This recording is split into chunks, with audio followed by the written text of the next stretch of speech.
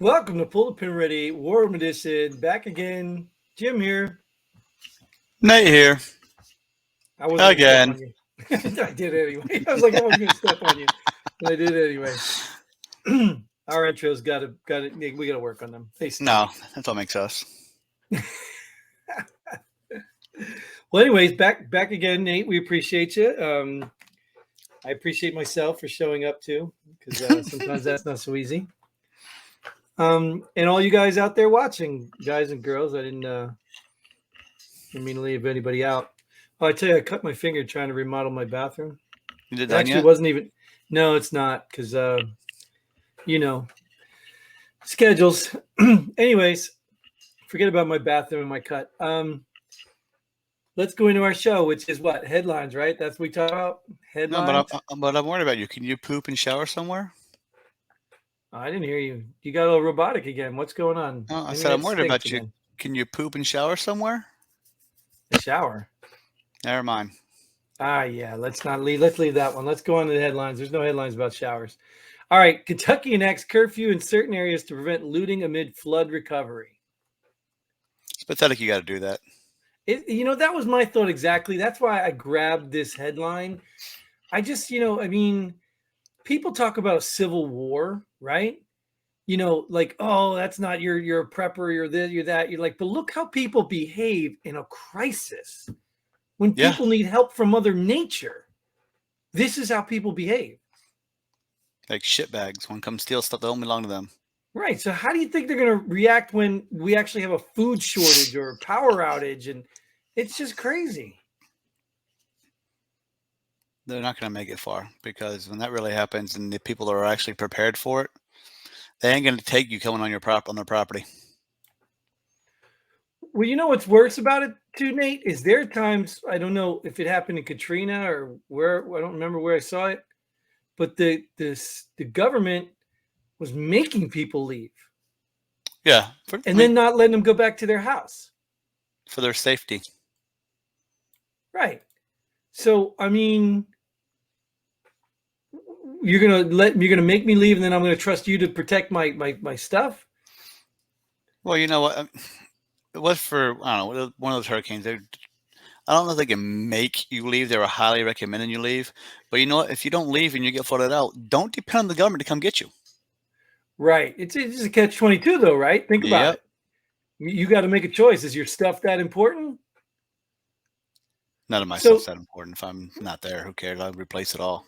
right. So at the end of the day, is I have looting really matter? I have insurance. I mean, does it matter? Yeah, because it's not right. But Well, right. But this is the problem. This is the argument that a lot of the liberals try to make. You think you're going to change people's behavior? These people are just people. They're bad people. Period. If you're looting somebody's house in the middle of a flood, you're just a bad person. No law is going to change that because I think theft is already illegal. I think I took the books, but I think in Kentucky it might be. Yeah, you might have to check that. I mean, maybe there is some law if water comes and you leave your house for more than 1 hour. Like, you know what I mean? Oh, goodness. But you know what I'm saying? Like, at the end of the day, yes, there's bad people out there. And that's why we have guns. That's why we do the things we do, because you're not going to get evil out with laws. Laws don't chase evil away. So shame on these people. I feel for these people in Kentucky, not only just for the looting, but the flooding that's going on. But shame on these people, man. Just shame that this even has to exist. Yeah, I mean, And even then, the curfew, what's that going to do? yeah, if you're already looting, you're already not listening. You're already not abiding by the law. Right. So let's put another law on top of a law. Curfew just means wear black when you go out. They can't see it. Mm-hmm. Make sure it's dark. It's crazy. All right. Well, anyways, pull the pin on those people. All right. UN deletes benefits of world hunger article, claims it's satire. Dude, this one had me tripping. I had no idea what this means. Well, look at the article. Benefits of world hunger.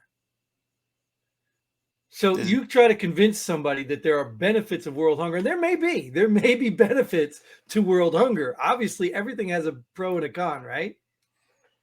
But you're the United Nations posting an article about benefits of world hunger. And when was the last time the United Nations put out satire? Oh, so the UN put this article out and then deleted it and claimed it was just a satire article. Yes. Ah. So what it was poor judgment on somebody, and they got caught, and then they tried to lie. Oh, no, it's satire. But these are the same people that try to cancel people for actual satire, who have whole channels of satire. Yeah, Crazy, I don't think there is any benefit of any type of hunger, let alone world hunger. Well, I'm sure there are benefits, right? Because less people means more food for everyone else. That's a benefit, right? I guess, if you want to look at it that way. That's my point is it's not a benefit you really want to be dealing with, but you know what I mean? At the end of the day, you can find a benefit in anything. They always say find the good in all things, and there always is something good and something bad. But at the end of the day, so one person dying, more food for me, that's a good thing, huh? Well, it is a benefit for you. Not for if them. There's more food, not for them. No. But I'm not here to debate the benefits because I think it's a stupid article. Yeah, I know, right? I wouldn't be sitting here writing an article if we're talking about it. We're like, but the UN, I mean, this is just the hypocrisy that just drives me insane. I didn't know the UN published. I guess they could put it on their own website or something, huh? Well, somebody had to write this. Did someone in the UN write it, and then the UN posted it on a UN thing? I didn't read the article. Neither the article in the article or the article about the article. Well, did you read about all this inside of Mexico? Oh, this was hilarious. Yes. Americans flooding Mexico City and locals want them to go home. This is hilarious. Hilarious. I get it. Those locals, they never left Mexico.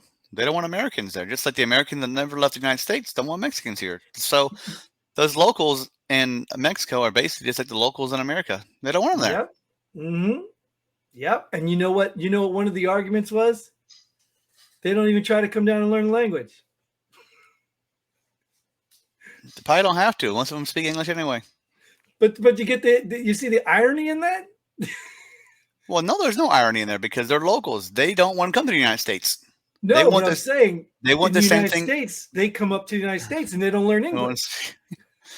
Yeah, but the irony is that there's no irony because these are locals in Mexico City that are Mexicans that don't want Americans there.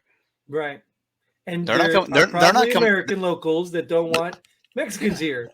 Yeah, those locals aren't coming to the United States saying, "We want you to learn Spanish." No, they're in Mexico and. But I'm saying that when you talk about the irony, I guess you're missing the picture. That would be racist if we were to say that. No. If you were to say, I'm a local, I'm tired of the Mexicans coming here not learning English, you're racist. But they in Mexico can say it about Americans, not racism at all. No, but I understand. Not. I think most of them are coming from California. Well, I don't think it's racist either way, but. Yeah, I mean, if you want to go to a country for a reason, abide by their laws, abide by their culture, abide by what they're about.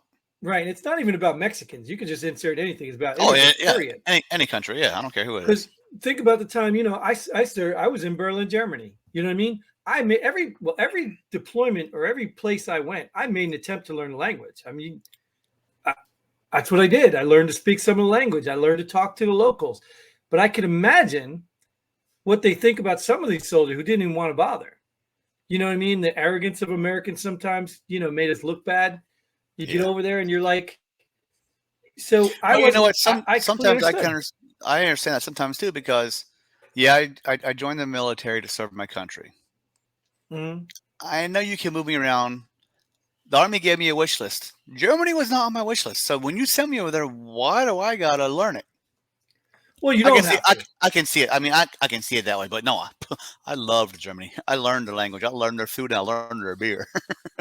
I learned their lady. No, what I'm saying though is if you're just on base, yes, they bring in interpreters. Yes, you don't have to learn the language. Yeah, But if you're going off base and you want to enjoy the culture of the local, then that's on you.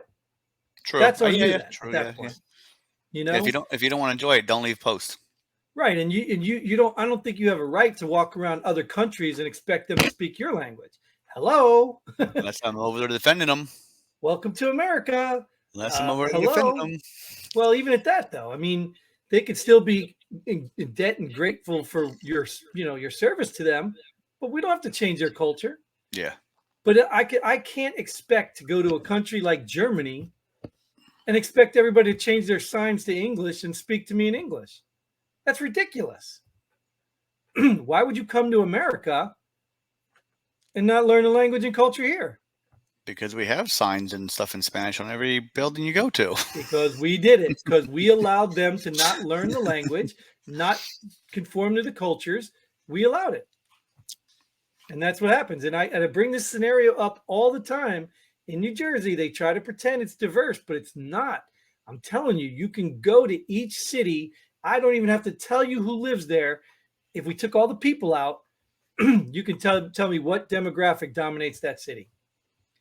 Because they put on all the stores they like. I mean, it's just that's what they do. They make it conform to their culture. And I understand that. I completely understand it. You want to be comfortable in the place you go. And America is one of the only countries that allows that. I mean, you could be probably in a terrorist camp here and nobody will say anything.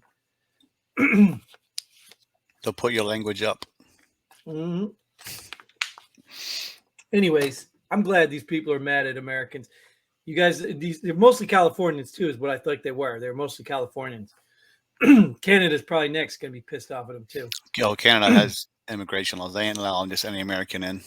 Oh, right. Yeah. Mm-hmm. And even if they do, that's yeah. I'm not going to Canada anyway. I used to have Vancouver on my list, but I'm Are you going here? Where's here? Oh, this is good. Women climb Scafell Pike with kitchen sinks on their backs to fight gender norms. Now, I did have the picture for this somewhere. What, is Scafell Pike a road somewhere? I don't know if it's a road or.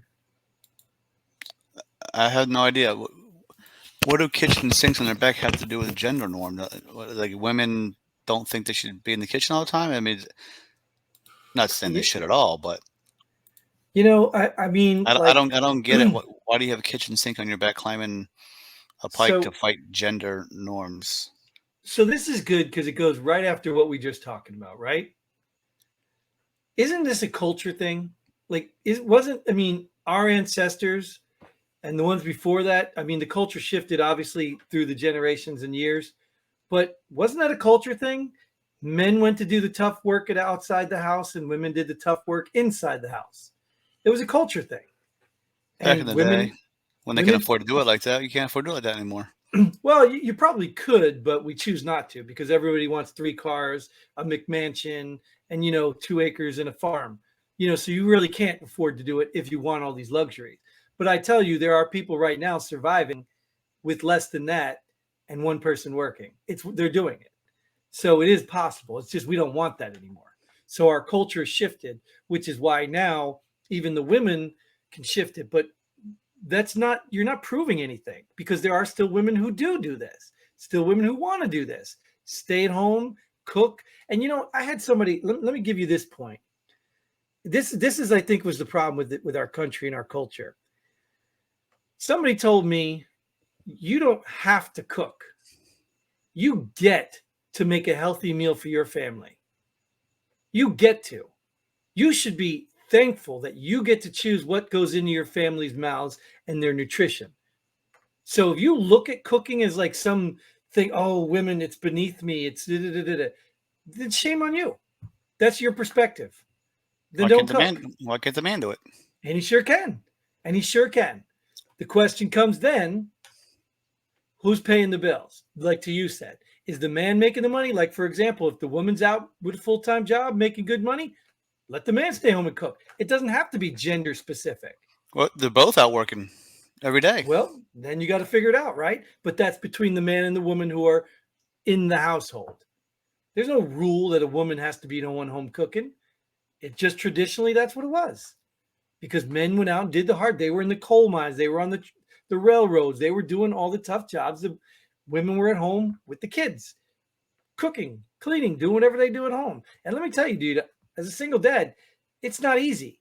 So if you think that there's no the going out and doing work is both jobs are hard. Both are hard. You should have been out there with the kitchen sink on your back too, saying, "I cook in the kitchen." Exactly, right? Matter of fact, I just made some food today. I wasn't sure if I cooked it right, but was it healthy food going into your kid's system? Not really. So, but I got them fed. So it ain't hard to cook cereal. No, right? That's our usual default, or breakfast for dinner or something, right? But so the point I'm getting at is whatever. I mean, you're not proving anything. And the funny part about I wanted to show the picture, but they're not even really heavy sinks. I'd have been impressed if they were real heavy sinks. Porcelain type sinks, but they're kitchen sinks. Kitchen sinks are pieces of tin metal. Yes, exactly. Bathroom sinks that are porcelain with a nice granite countertop on it. Exactly. So there you go. If it was a man, he'd probably have the porcelain sink. See, there you go. You're so such a sexist. Right? That's what I'm looking for. Right. I was gonna call you racist, but we already know you're that too. So yeah, right. You just whatever. Anytime you disagree, just call me one of the ists. Yes. Or homophobic. That could be it too. Phobic, or I don't know. But I get it. Like I said, I've got to cook too. I'm doing man and woman's job. Listen to me. I'm doing right what they're trying to fight. I'm doing both roles. Regardless who fills them, I'm filling all the roles in my house. So I get it. And let me tell you that throughout my experience, many women that I've dated or been in relationships with do certain roles better than me. It's just the way they are. Now, whether they like them or not, I don't know. Like have kids. They do that better than you. Yeah. And there's some women, some women that are terrible at raising kids. I didn't say raising, I just said having kids. But I'm just saying, like, you'd assume that would come natural. But most women are nurturing. Most women are empathetic. Most women are patient. These are all the traits that most women have, which is why those roles fit for them. Men come home from work because they want to tune that all out, and then they come home halftime, yell and scream anyway. They can't handle the home. Yeah, because you're actually being in the kitchen making dinner for her. Well, I'm not opposed to gender roles. I think they serve a purpose. It's no different than finding strengths and weaknesses and putting them together. Doesn't matter. If you want to tie a gender to it, go ahead. If you don't, doesn't matter. Either way, that's what you're doing in your relationship right now. I say whatever works best for your family, work it out that way. Yes. And all the gender roles is just an average. Somebody looked at it and says, well, most women do this, most men do this. That's an average. If we change the average, then they'll probably change the way they associate roles with gender. But now it doesn't matter, right? Because there's so many genders. My wife is 100% better cooker than I am. So exactly, and that's why she probably assumes that role, even if she doesn't like it, right? Unless it's on the grill, then the grill's a man's job, right? Yeah, I'm terrible at the grill. I'm so ashamed. Oh, damn! I'm so ashamed. I'm just cooking. Period. It's just not my thing. We'll go ahead and end the show on that one. I'm going to save you any more embarrassment. Yeah. Thank you. All right. Well, that is all the time we have for this episode. And perfect. Yeah, that's just ran out of time. So thank you guys for tuning in. Thanks for joining us. Hope you get involved. And until then, Godspeed. And pull the pen ready. Boom.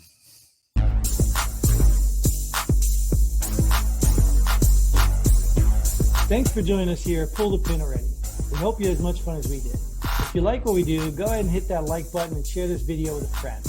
Don't forget to subscribe and hit that bell button so you don't miss out on any of our future episodes. But most importantly, leave a comment below. Let us know if you agree or disagree with our opinion.